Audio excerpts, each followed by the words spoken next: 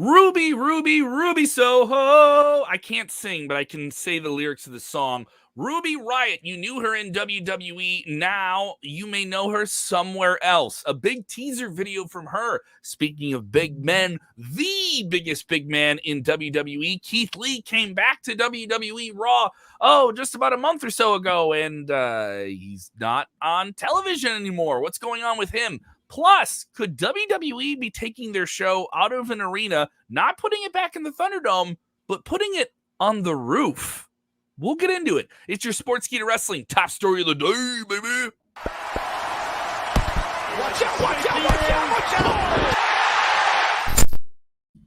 What's up, everybody? How you doing? If you're with us, I know we're a little bit earlier today. Normally, we're on later in the afternoon. I am Kev Callum. That is Jose G. We are early because Jose is going to WWE NXT tonight at the Capitol Wrestling Center. Is this your first time at the Capitol Wrestling Center? At the CWC. I've been to the Full Sail venue plenty of times, but this is going to be my first time at the Capitol Wrestling Center. They got strict guidelines. Everybody's got to wear a mask, and I got to be there at a certain time. So that's why we're on a little bit early, but the news never stops, Kevin. Every single day, there's just more and more. And just as soon as you think that you had enough news, bam, you get some more. Mm-hmm. Especially today with Ruby. Yes, Ruby. Who is this Ruby Soho character? I haven't heard of her. We'll explain. You have. You know that familiar face. The very, very talented, once known as Heidi Lovelace on the independent circuit, then in WWE is Ruby Riott and the Riott Squad. Her non-compete is coming up quite soon. A vignette dropped by her on Twitter is pretty interesting. Running to a train and missing the train. People looking into all the clues. If you look at the ticket, it says Orlando to New York. So a lot of people inferring on that. I looked at the footage in the background. It reminded me of the train station in downtown Chicago, the Metro train station, the Union or LaSalle. Looked like either one of those. But the ticket, though, is interesting. A lot of people focus on the ticket in this video. Does not use the Rancid song Ruby Soho, which is her name that she's going to be wrestling under, which I think is a great name. It's just a fantastic. You're named after a song. That is, and she's a punk rock kid. So cool. I like it. It's such a cool idea. The song, though, in the vignette were kind of sad. It was like a sad song. Like she missed the train. And it was Orlando, is where WWE NXT is based out of. Oh, she missed the train. Yeah, it was like a bummer. It was like a bummer. But it was also like, what's gonna happen if you miss the train? Where else are you going? So I liked it. It was very cinematic and very well done and very interesting. I want to find out what the song was in it. The song caught me really quickly. What I found really interesting was just all the tiny little Easter eggs in there. The train ticket. The background, obviously, it looks like New York City. What's happening in September in New York City, Kevin? AEW is going to be there. Oh, Arthur Ashe Stadium. Yeah. So a lot of people are already starting to speculate that this is Ruby's way of kind of announcing that she will be showing up in New York City at another promotion. Nothing confirmed, but just a lot of little dash of this and that. What promote? Obviously AEW. So if she goes to AEW, and it seems like that's the indication here, and it seems like we're gonna get more of these vignettes. So some of these could drop while we're doing the show, while you're watching this video. Keep an eye on it. We'll have a full coverage of this at sportskeeda.com. If you haven't done it already, go ahead and hit that like button. Go ahead and smash likes. Give us the reactions. Give us your comments. I am responding to your comments, though, for you guys watching on YouTube. Thank you so much on YouTube. You guys are putting us within 500 subscribers of our goal for the summer, which is 20,000 subs. We're going to do something cool. I don't know what we're going to do. When we get to 20,000 subscribers, we're going to do something cool. We have a ton of different content this week for SummerSlam. Jose will be in Las Vegas. You're going to NXT tonight. You're going to be in Las Vegas with the press conference on Friday. We have Bobby Lashley just talked to us about SummerSlam. That is up now on the channel as well. So plenty to watch in here. Back into this Ruby Riott story. She goes to AEW, though. Oh, yeah. And I think she's a real kick in the pants for their women's division. And I do think they need something. People can say, oh, they have Britt Baker, but I don't think anyone talks about a TV-tested star that they have that has had that much TV time, that has that much respect in the locker room as Ruby would. I think this would be a great pickup for them if they could get it. And right away, I think she would jump the line in front of everybody and be right in that title picture. Oh, absolutely. A much needed injection into the women's division for AEW. Ruby Riott would be a perfect fit for good old AEW's up there. So we'll see. It'll be interesting to see what happens just because there's so much going on with Punk teasing this, Daniel Bryan teasing that, Ruby Soho teasing this. It's crazy, man. It's just so much. It's so much. I mean, definitely AEW is making things interesting here. I will be at Rampage on Friday. That show is sold out, over 20,000 tickets. They did tease it yet again on social media today, saying it will be the televised wrestling event of the year. And so the anticipation is there. Obviously, this is the destination for CM Punk to return. No new teases today, but obviously they're still stirring the pot. The latest promo did remind you that Darby Allin says he wants a piece of the best in the world. Darby Allin will be in the corner of Sting this Wednesday. Sting having his first match back on television on TNT in over 20 years. So very, very big week for them. No sleeping on that. You're getting Sting in the ring. And obviously, we're going to get something with hopefully Mr. Punk on Friday. I know it's the thing we're talking about every week. I'm not trying to brush over the Ruby Riott thing. It does seem like they're going to, we have that in a couple of weeks. Punk is still the topic, but I do need to bring this up while we're talking about CM Punk, and he is the man of the week, even though SummerSlam's on Saturday, right? This CM Punk stealing the week. Heist of the century. And got to talk about this, though. What if he doesn't show up? That's going to be, I don't know if AEW is going to get booed out the building. I doubt it at this point. But what if it's not CM Punk? What if it's Bryan Danielson? If it's Bryan Danielson, he's going to get booed out of the building. You think Bryan will get booed out of the building? Yes, he'll get booed. People will cheer. They'll go, no. They'll go, no. We wanted CM Punk. And the thing is, it's at this point with the level of anticipation for this. The chatter is so high with CM Punk. If they don't deliver him, anything else is a letdown. Even and the sad thing would, even if it was Bryan Danielson, it'd be a letdown. It'd still be exciting. I one of the best wrestlers in the world, a seismic force in the business, and is in his own right. Could be something really, really special. You have goofs online trying to make long essay trolling vignette videos about how you see this one that was floating around. Some people were sharing. I watched 10 seconds of it. I was like, this is a giant waste of time trying to say that Daniel Bryan isn't a needle mover and he needs to retire and not go there. Whatever, dude. Yeah. Dumb idea. Dumb concept. And so really that's a real tone deaf perspective to take here. If Daniel Bryan shows up, he's a heel. If Bryan Danielson shows up on Friday and he takes CM Punk's big spot there, his big arrival, monster heat. Like monster heat. And then the crowd can't say they didn't get a big return that they were waiting for, right? They got one. Or a big debut. Debut. I mean, exactly. For all intents and purposes, this is CM Punk's night. He's coming out. You're getting him, like at this point. And you have Tony Khan, the president of the company, saying, whatever fans are expecting, you're going to get what you're expecting. Like, he can't just flat out say it. Punk is doing a round of interviews for the new TV show he's on, Heels, which he's really excited about working on with Stephen Amell. Didn't he drop a little teaser in one of the interviews pretty recently, vaguely, right? But no one's flat out. I mean, some people have asked him in these interviews. He's done a couple of them, very, very selective. He did one with Christian Harloff, very popular, great YouTuber. Love his content with Movie Schmodown, and I got to watch it earlier today. And they did the whole interview was just about the TV show, which is a very great TV show. The concept of it is really, really good. I haven't checked out the first episode yet. I haven't either. I need to make time with it. I also think it's a TV show that I can get my non-wrestling friends to watch, because I have non-wrestling friends that love Glow and would bring up to me, it's like, is wrestling like this? And I was like, Glow, sort of, So the first season for sure. But this heel show is basically like a territory in the 80s trying to come back. I was like, oh, that's really cool. And they talk about all the different dynamics, and you're going to have your McMahon type character. And here is Punk is kind of playing like a version of several different Southern wrestlers from the 80s and 70s. And some people say there might be some Michael P.S. Hayes in there. They kind of alluded to that in the interview, or just like a different pieces of it. He wouldn't say anything else. He's like, I want people to watch it and enjoy it, especially if they're wrestling fans. And I was like, oh, that's interesting. And Christian Harloff doing this interview with him, who's interviewed him before, never asked him if he's going to CM Punk, or if Punk's going to AEW. Never brings it up. He only talks about like his transition to acting and how he takes acting seriously. And then there's a wrap-up segment, and Harloff says, I wasn't going to do that. I don't think that's right. And I wonder if I interviewed him now before Friday, I wouldn't want to ask him that, because he's not going to give you a straight-up answer. I've seen some interviews where it has been brought up, or don't flat out ask me that. I've had people say that. There was a wrestler who came back to WWE in 2008, and you can kind of think about what that is. All right. And it was a big thing. And before he came back to WWE, he had a big project he was doing on his own. He did a round of interviews, and I was in the early days of podcasting, and we did the interview, but we were flat out told, just don't flat out ask if he's going to WWE. Just don't ask that. Like, find another way to do it. You can allude to some other things that he's doing, but just don't flat out ask him that, because he doesn't want to say no. You know what I mean? And he doesn't want to have to say yes either.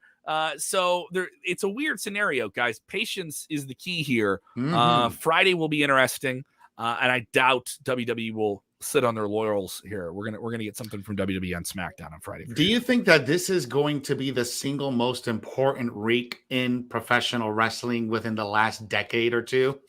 We kind of thought that with WrestleMania, just because WrestleMania was coming back and it was in front of fans. But this definitely feels bigger.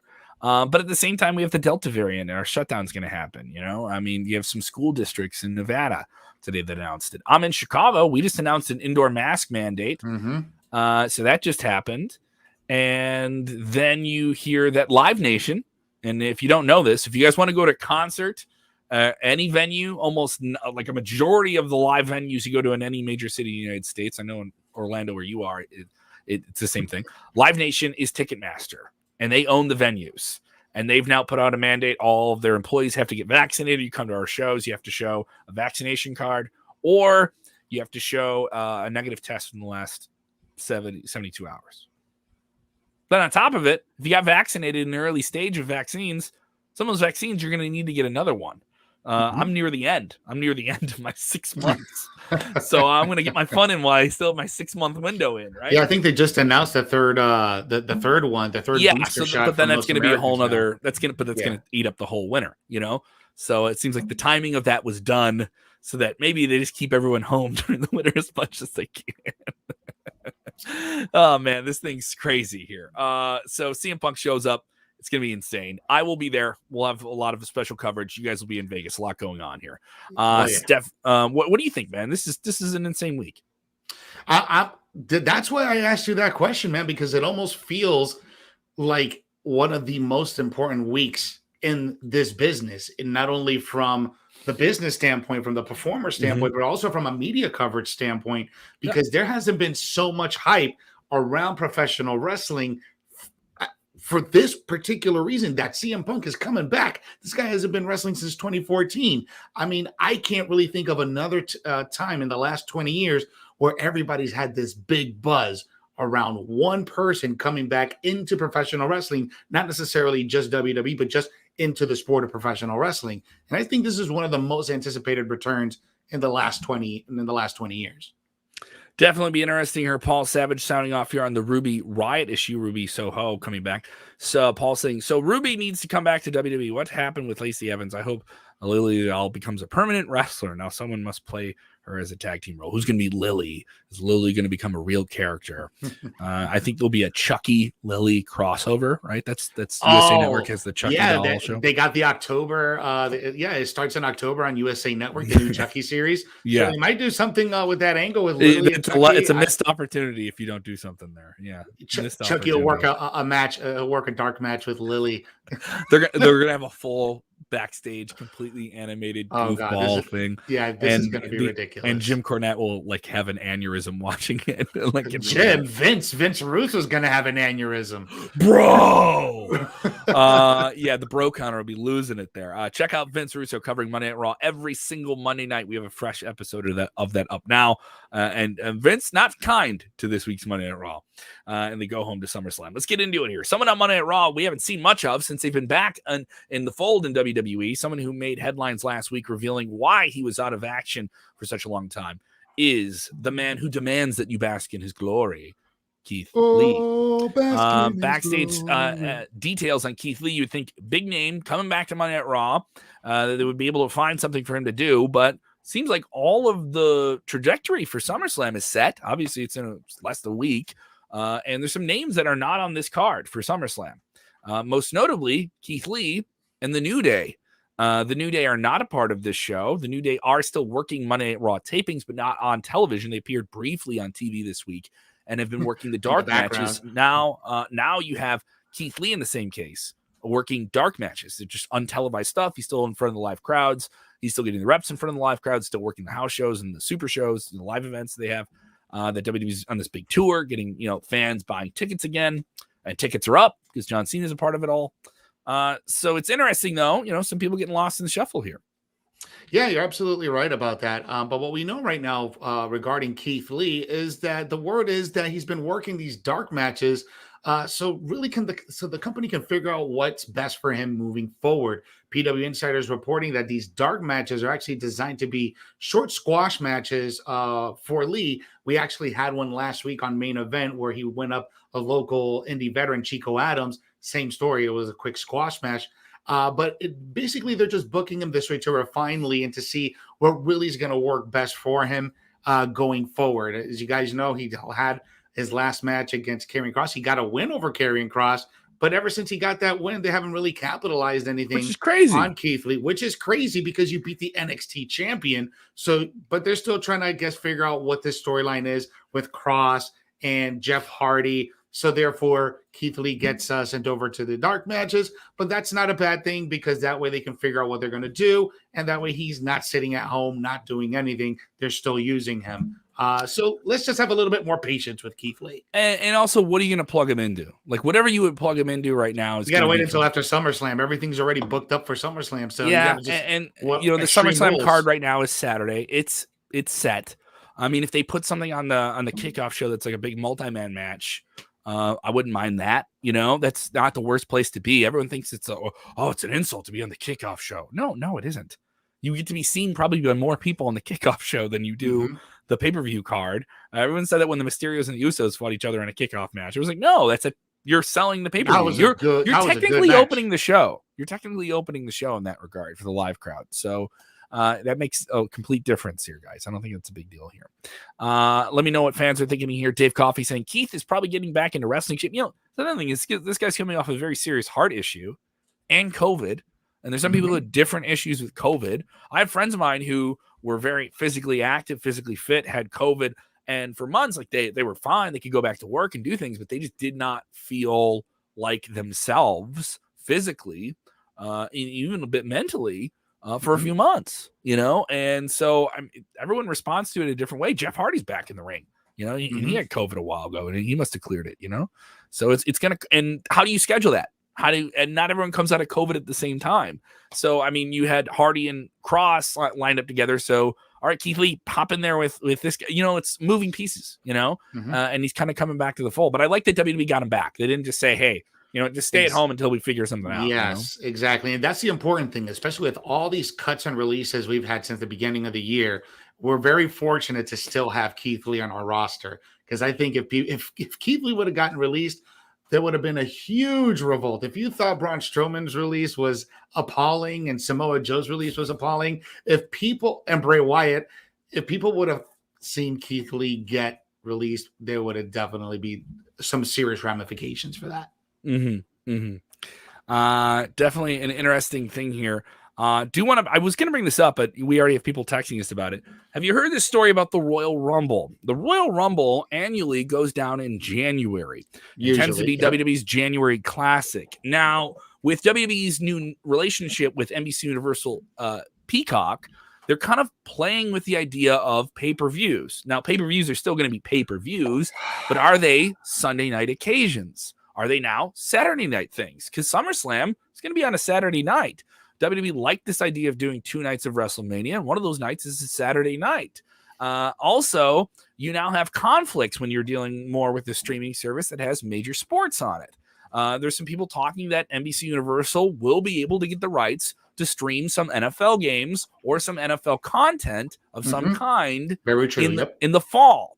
And so that would create a real conflict. Do we want to do a live NFL game and a WWE Network special like Royal Rumble on the same night? Sometimes you have those conflicts there. Royal Rumble always tends to be, it will bump into a playoff game or two. And around that time of January, you're talking about NFL playoffs. Those are huge ratings boosts, and WWE always tries to find the night, between the Super Bowl, the NFC, AFC championship games, and get in between there, get in between that 2-week gap. would it be better for WWE to be like, hey, what if we ran in February? That's the talk right now from multiple sources talking about this. And I'm going to put it out there. I think they would put this game on the Saturday. They would put the Royal Rumble on, not on a Sunday in February, the Saturday night before the Super Bowl. Saturday the 5th? Saturday the 5th. You know what? If it's only by a week, I don't mind. But if you're going to push it all the way into the end of February, then that just doesn't make any sense. This whole Peacock deal has been kind of like up and down and left and right. And it almost seems, I get it why they did it. I get why WWE made this deal. It puts the product in over more than 30 plus million people with the subscription service. But then you're going to have this problem, just like you mentioned, that you're running in, because they do broadcast live soccer. Now they have a deal with the NFL going into 2022. So yes, multiple networks do, but exactly. Yeah. But this is going to be a problem, because now WWE is forced to shuffle their dates and shuffle their pay-per-views when we're all accustomed to seeing them on a Sunday night. So I don't know. For me, it's a love-and-hate relationship with Peacock. But I think they'll look at how the SummerSlam show does, and they'll look at what it's like. And when they look at Saturday, it's fine. I'm okay with a Saturday night.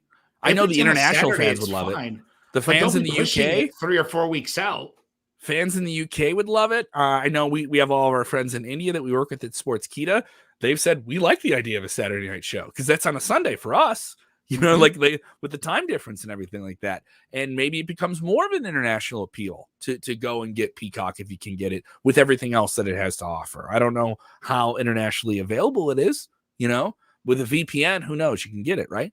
It'd be interesting. It'd be interesting if you do these changes. Those aren't Kevin. What else? They're talking about doing this crazy thing here. And I want to tip of the cap to my buddies over at WrestlingInc.com, Mark Middleton, Nick Hausman, reporting on this story and follow up on obviously WrestleVotes, who drops all these big scoops, right? And WrestleVotes is saying that WWE is exploring the idea of doing something called off-site events because they looked at the success of Major League Baseball's Field of Dreams games. The NHL did this with their arena, their stadium games that they did the past few years. Those have grown and become more interesting, right? And you saw them they were doing games outdoors, doing different NBA's stuff. Been doing some of the same stuff. They've been doing kind of like a street ball league outside of the court. So they're doing something similar like that. Yeah, just something to like shake it up a little bit and do it here and there, right? And it creates new opportunity for advertising and fresh scenarios, right? And WWE kind of already had did it with the Thunderdome. They did it Money in the Bank last year.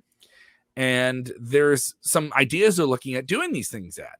And the creative team included a return to the Hammerstein Ballroom in New York City, more direct festival shows like Rolling Loud. WWE did have matches at the Hip Hop Festival Rolling Loud, and a Raw on the Roof special, which could see WWE return to the roof of WWE headquarters like they did for Money in the Bank last year. An entire Monday Night Raw on the top of their headquarters. I'm going to say I'm okay with that. If they did an entire Monday Night Raw from WWE headquarters, a television show, do this stuff with TV too. Make television important, not just the pay-per-views, right?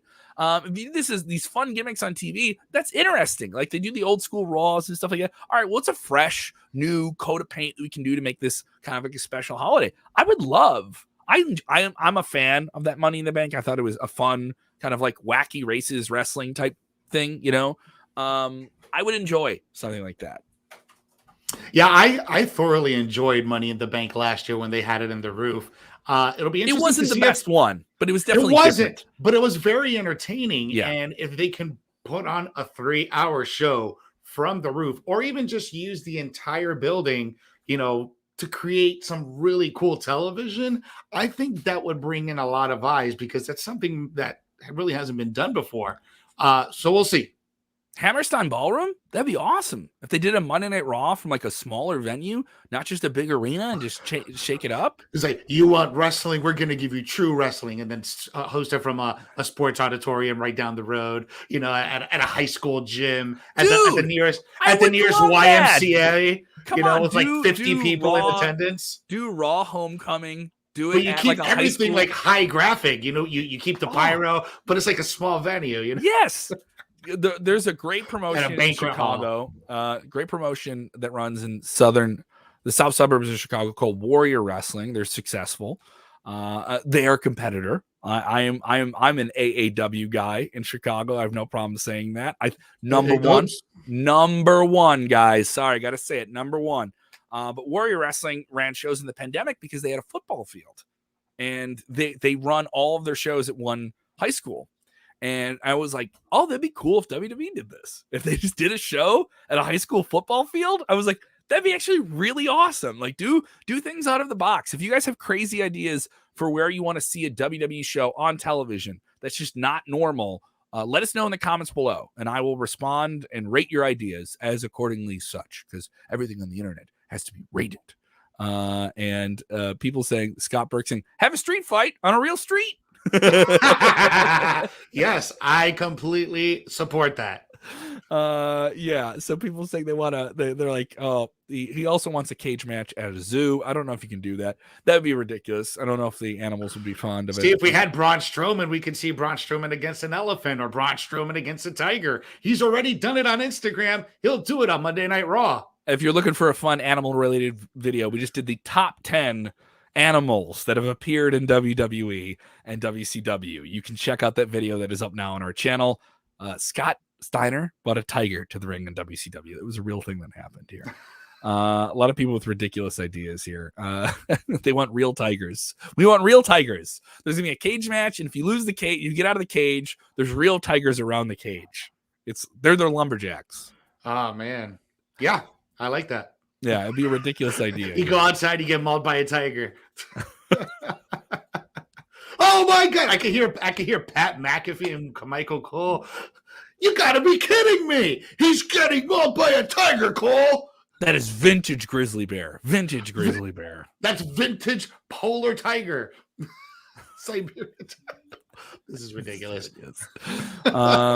Zane Jaffrey saying, have a Punjabi prison match in a prison in Punjabi. In Punjabi. Dude, this is a crazy idea. I've always heard this. I got to double check my research on this. This just kind of prompts my mind. There was a talk of WWE doing a match. I think I may have heard this on Bruce Pritchard's show, another Bruce Pritchard reference. And I think this is all a Bruce Pritchard idea. Like, all these ideas sound like something Bruce Pritchard would want to do in a good way. And I don't mean that in a bad way. But they had talked about doing some type of match on Alcatraz. Oh, that would be badass. And they would film a match at the infamous island prison off the coast of San Francisco in California. And I was like, yeah, dude, I would love that. That would be so cool if they did a show at a prison. If they did a show in a prison now, like a real prison, that would be cool. They should do a Hell in a Cell pay-per-view from Alcatraz. They do tribute to the troops. Like, do a tribute to the troops on TV. Like, well, it's already a TV special, so what's the point of that? There's a lot of crazy ideas here. People want a cow pasture match. I don't know if the wrestlers would like that. Cow tipping match. Yeah, it's a WWE is going to be at the county fair where they're going to put I'm going to make you do that all the time. You get to see Roman Reigns versus John Cena. You know what? I wouldn't mind them at music festivals. I think there's plenty of music festivals they could do stuff at. That would be really, really cool. I'd be okay with that. And I could see them doing something Super Bowl week. Like at the Super Bowl, or with your new network TV partners, right? Doing something like that. They did. Would they do? They did like a match during like a football game last year. Like they taped a match on. Was it last year? I know a few years ago they had the halftime heat with NXT. That was a few years ago. They did halftime heat, and then they had like a SmackDown match they taped for an NFL special. It was like it was the pregame to the Super Bowl, and they aired like a WWE match. WWE taped a match for them.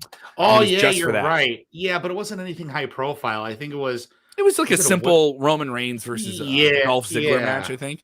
But it was like, hey, remind you what WWE is, and we're on Friday nights.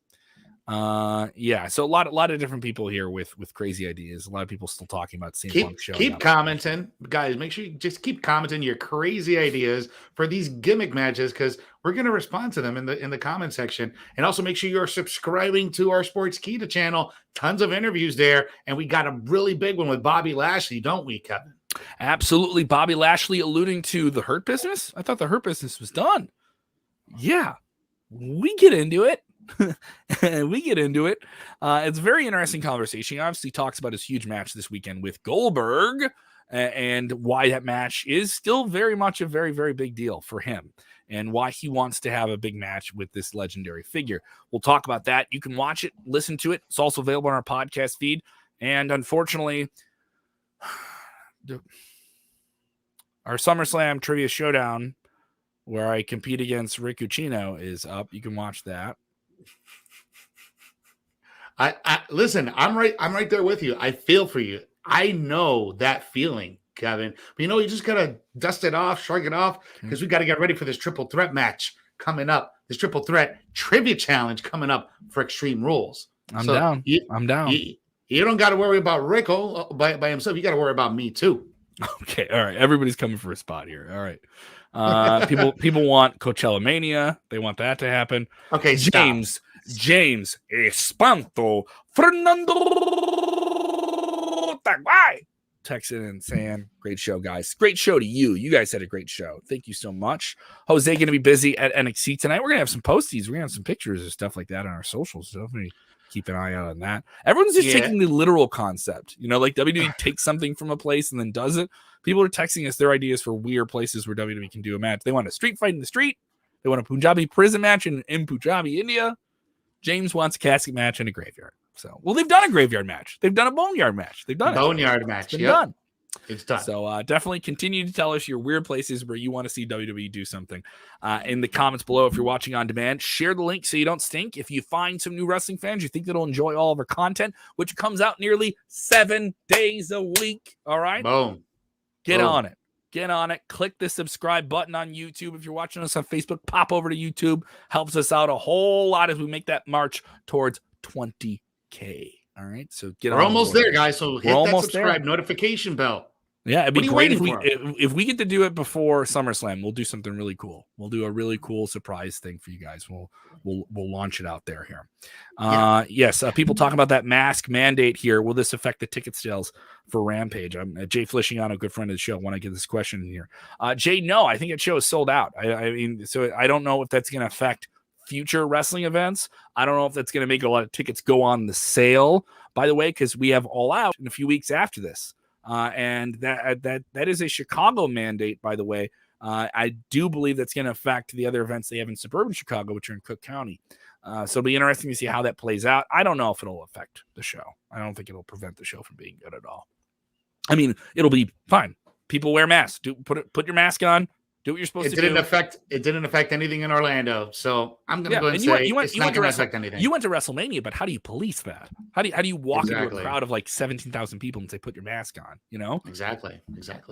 Yeah. So unless you have people in the ring saying, "Hey, I'm not going to wrestle unless everyone puts their mask on," you're gonna have people You're gonna have people saying that sometimes. Oh yeah. Definitely here. Thank you guys so much for supporting the show. Remember, when watching wrestling, do the most important thing that you can do. Follow Jose G. Jose_G_official. Follow Kevin Kelm. Follow SK Wrestling. And remember, do what, Jose? Guys, really important. Mm-hmm. You have to enjoy wrestling. Enjoy it. Enjoy. All right? Yeah, enjoy it.